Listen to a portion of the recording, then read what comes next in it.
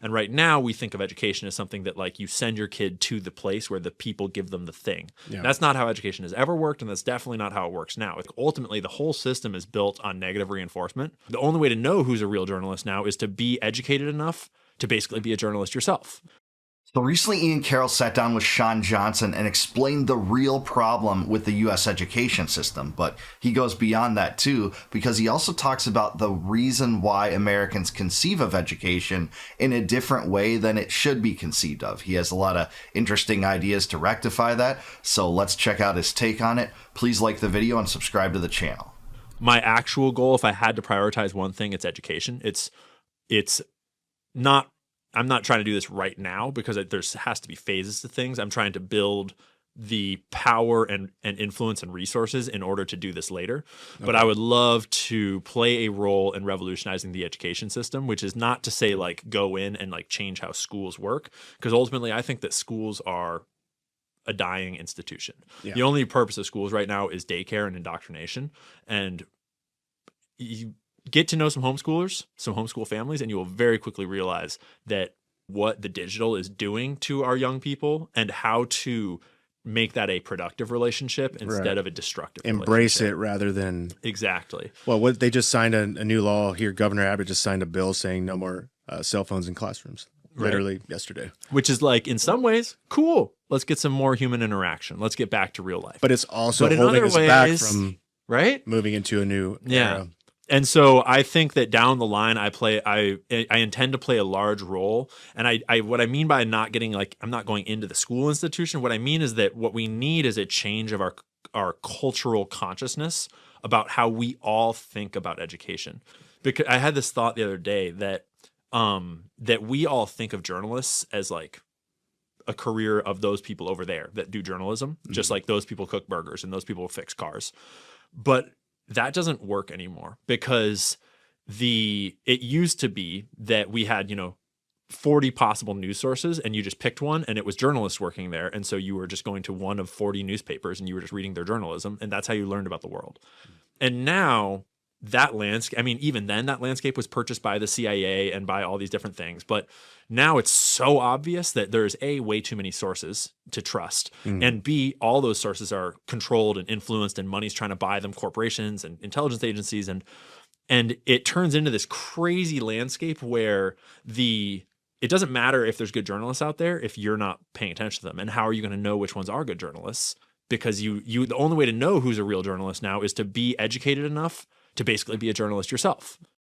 Yeah, agreed. And there's lots to dissect here. What he was talking about regarding education, I do think is true. It is indoctrination. There's no greater conflict of interest than giving the state a monopoly on education. So why should we be surprised when children grow up believing that the state is the solution to all the problems, and the state's remedies to solutions should be applied in every avenue of life, even outside of the disasters they create in endless wars and corporate welfare and debt and inflation.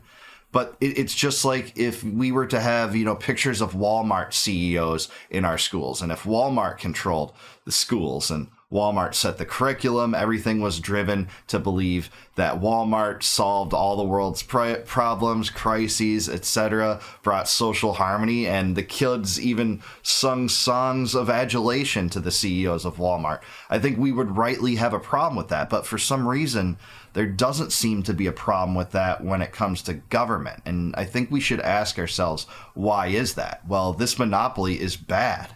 To vet whether they're telling you the truth and to vet where they're coming from. Which most people don't have that kind of time. Exactly. And so the unfortunate truth is that now we kind of all have to be journalists to a certain degree, which no one has time for.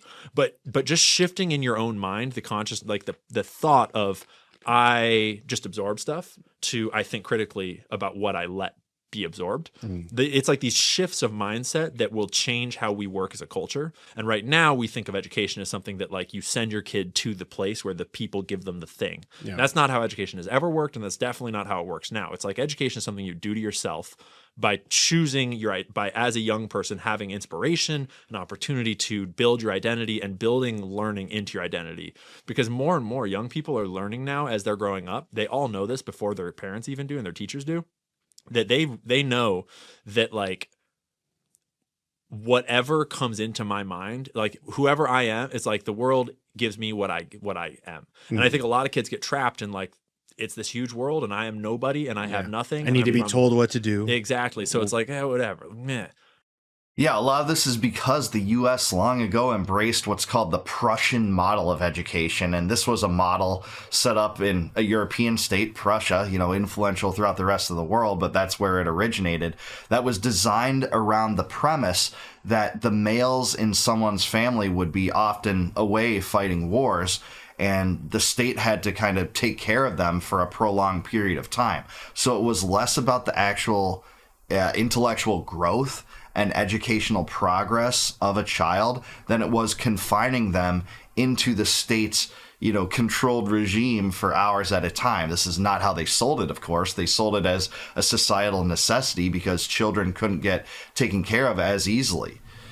Even when mothers were, at home taking care of them as part of the family, they couldn't often grapple these tasks, especially in cultures where women were far less educated than they are today. So you have the Prussian model confining them into close quarters for prolonged periods of day, not to teach them, not to allow their minds to grow and flourish and question things and balance, different points of view against each other, come to conclusions, but, hold them in confined places, make them recite facts endlessly. So yeah, he's right. That's not how education works, and it's not how it's ever worked. That's why the educational system in the United States, the one controlled by the state, is more like a prison than an actual education system. But ultimately, that exact same kid from the middle of nowhere with no opportunities, if that kid was motivated to make the most of himself, to put the most into his brain, to learn the most skills, he could become the next Mr. Beast. Yeah. Like, the internet changes everything. And if you get that switch to flip early enough in childhood with the right, with a supportive enough environment around you of like at least a little bit of love, kids can become amazing things. And trying to shift that consciousness to be like, stop outsourcing learning to other people and start, everyone has to be their own learner, and they have to teach their kids to be their own learner from the start. That's my big long-term goal. And how Yeah, I have to agree with that. I mean, that's a great goal to aspire to, and it's part of the Enlightenment ideal that your education shouldn't just be confined to, the time between you're 5 years old and 18-year-old. You should always be learning. You should always be learning new things all the time. A lot of the U.S. founders talked about this. Jefferson certainly talked about this. He was a polymath, brilliant genius that learned every day of his life. And, every way in which he applied his intellect, it was unimaginably successful for the most part in architecture, in politics, in statesmanship, and cultivation, agriculture, etc. So yeah, Ian is right about this. And again, it comes down to a state monopoly on education. It's not a good thing, and it's not the way that children learn. do I get there?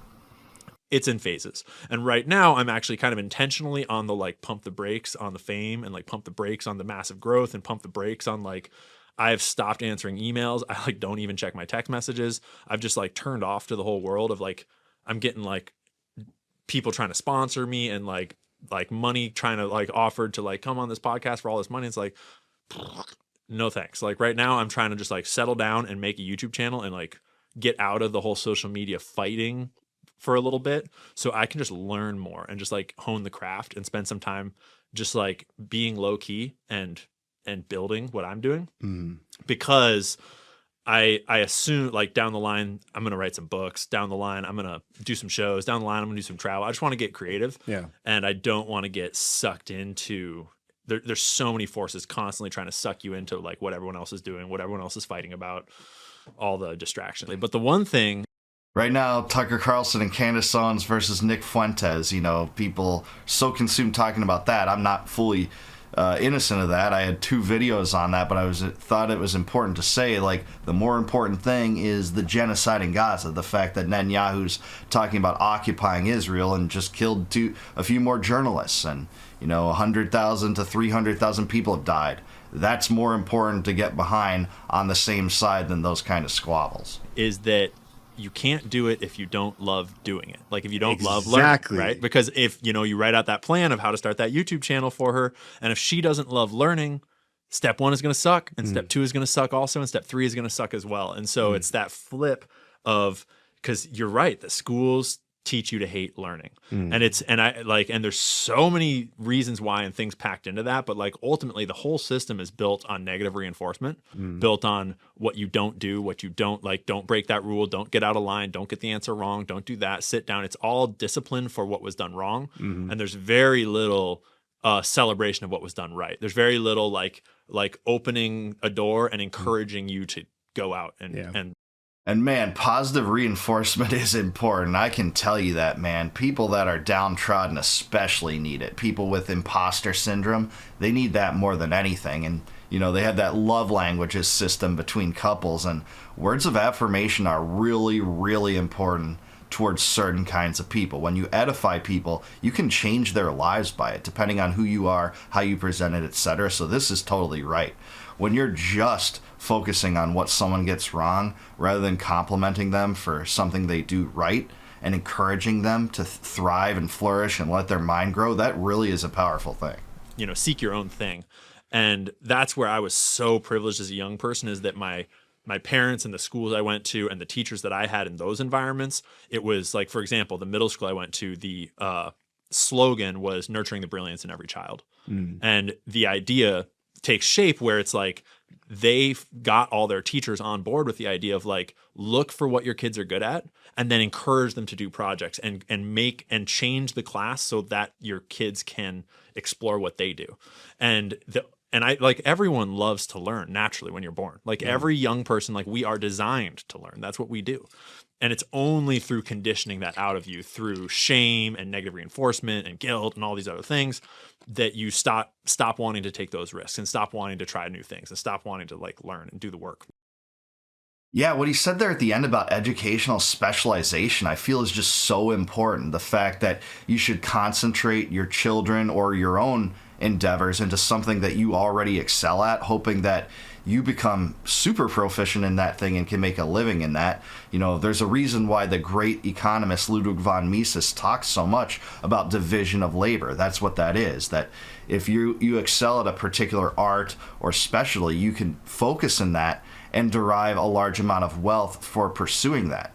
And not only on a local level, on an international level, you can trade with others that are far more proficient at the thing that they're good at, and in return, sell your own product to people that want that more than they want their own dollars. And that's how the economy works. It's specialization, it's division of labor, it's comparative advantage. And what he said earlier, too, about that we all have to be our own journalists is so true. Remember how many people they mocked and ridiculed during the COVID lockdown era for doing their own research? You know, you were supposed to be some stupid simpleton for wanting to pursue that path. No, peasant, you must follow the doctrines and mandates of the state and all-powerful leader Fauci. That's what they went with. But that's shown to be retarded in every possible way. So he's right. You do have to be your own journalist, sifting through different sources to find the truth, applying your reason, applying your mind, deductive logic, and deductive reasoning. That's the way you learn and grow. And not only that, you can be your own journalist, but you also have to be your own educator to some extent.